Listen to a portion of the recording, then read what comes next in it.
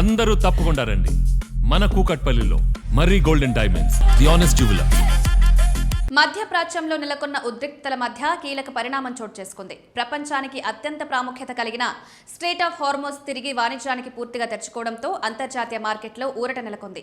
ఈ విషయాన్ని Abbas అరగ్జీ ప్రకటించగా Donald Trump కూడా ఈ నిర్ణయాన్ని స్వాగతించారు. ప్రపంచ చమురు సరఫరాలో దాదాపు 20% ఈ జలసంధి ద్వారానే జరుగుతుంది. ఇటీవల ఉద్రిక్తతల కారణంగా ఈ మార్గం ప్రభావితం అవడంతో సరఫరా గొలుసు దెబ్బతింది. అయితే ఇప్పుడు మళ్లీ తెరుచుకోవడంతో చమురు సరఫరా సాఫీగా సాగుతుందనే నమ్మకం మార్కెట్లలో పెరిగింది. దాంతో అంతర్జాతీయ క్రూడాయిల్ ధరలు ఒక్కసారిగా తగ్గాయి. బ్రెంట్ క్రూడాయిల్ ధర సుమారు 11% పడిపోయి బ్యారెల్కు $87 వద్దకు చేరుకోగా ఇతర రకాల చమురు ధరలు కూడా 12% వరకు తగ్గాయి. ఈ పరిణామం భారత్కు పెద్ద ఊరటనిచ్చింది. దేశం తన ముడి చమురు అవసరాల్లో దాదాపు 85% దిగుమతులపై ఆధారపడుతుంది. ముఖ్యంగా Saudi Arabia, United Arab Emirates, Kuwait వంటి దేశాల నుంచి వచ్చే చమురు ఎక్కువగా ఇదే మార్గం ద్వారా వస్తుంది.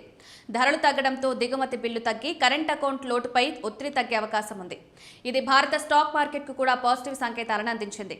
గిఫ్ట్ నిఫ్టీ 400 పాయింట్లకు పైగా ఎగబాకి బలమైన ప్రారంభానికి సూచనలిచ్చింది. ముఖ్యంగా HPCL, BPCL, Indian oil corporation వంటి ఆయిల్ మార్కెటింగ్ కంపెనీలతో పాటు పెయింట్స్, టైర్స్, ఏవియేషన్ రంగాలకు చెందిన స్టాక్లలో కొనుగోలు పెరిగే అవకాశం కనిపిస్తోంది. అదనంగా భౌగోళిక, రాజకీయ ఉద్రిక్తతలు తగ్గడం విదేశీ పెట్టుబడిదారుల సెంటిమెంట్ను మెరుగుపరుస్తోంది. దీంతో ఫారిన్ ఇన్స్టిట్యూషనల్ ఇన్వెస్టర్ భారత మార్కెట్ వైపు మళ్లే అవకాశాలు పెరిగాయి. మొత్తం మీద హార్మోజ్ జలసంధి తిరిగి తెరుచుకోవడం ప్రపంచ ఆర్థిక వ్యవస్థకు మాత్రమే కాకుండా భారతదేశానికి కూడా ఇంధన ఖర్చులు తగ్గడం, స్టాక్ మార్కెట్ పుంజుకోవడం, పెట్టుబడుల ప్రవాహం పెరగడం వంటి అనేక ప్రయోజనాలను తీసుకొచ్చిన కీలక పరిణామంగా మారింది.